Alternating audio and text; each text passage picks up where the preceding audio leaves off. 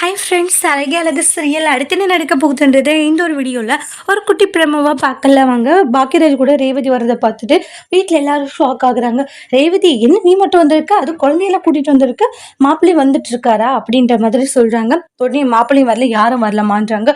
என்னாச்சு, கண்ணத்தில் யாரும் அடித்த மாதிரி இருக்குன்றாங்க. அடித்த மாதிரி இல்லைம்மா, அடிச்சிருக்காரு உங்கள் மாப்பிள்ளை தான்றாங்க. நீங்கள் உங்கள் மாப்பிள்ளையை தலையில தூக்கிட்டு கொண்டாடிக்கிட்டு இருந்தீங்களா, அவர் தான் ரேவதி இந்த நிலைமைக்கு ஆளாக்கி இருக்காருன்றாங்க. அதை கேட்டுட்டு ராகவ், மலர் எல்லாரும் ஷாக் ஆகுறாங்க. மலர் இருந்துட்டு என்ன ஆச்சு அப்படின்றாங்க. இந்த மாதிரி எனக்கு டக்குன்னு ரேவதியோட நினைப்பு வந்துடுச்சு.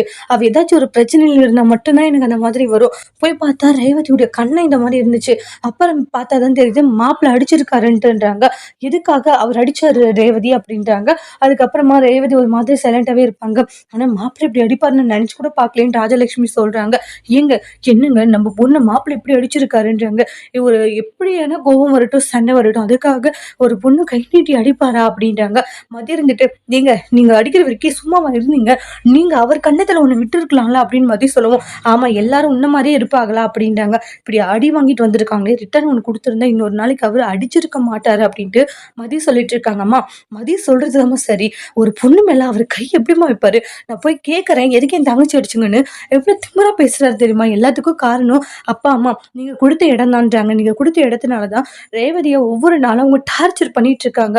ஒவ்வொரு நாளும் ரேவதி டார்ச்சரான ஒரு வாழ்க்கையை தான் அனுபவிச்சுட்டு இருக்கா அப்படின்ட்டாங்க. எல்லாத்துக்கும் காரணமே நீங்க கொடுத்த இடம் தான்றாங்க. அவர் ரேவதியை கூப்பிட்டாலுமே நம்ம அனுப்பக்கூடாது அப்படின்ட்டு சொல்றாங்க.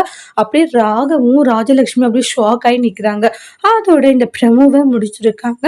இனி வரக்கூடிய எபிசோட்ல என்ன மாதிரி ஒரு டோஸ்ட் வரப்போகுதுன்னு வெயிட் பண்ணி பார்க்கலாம். இந்த வீடியோ பிடிச்சிருந்தா லைக் பண்ணுங்க, கமெண்ட் பண்ணுங்க, ஷேர் பண்ணுங்க. மறக்காம நம்ம சேனலை நீங்க சப்ஸ்கிரைபர் பண்ணிக்கோங்க. Thank you friends.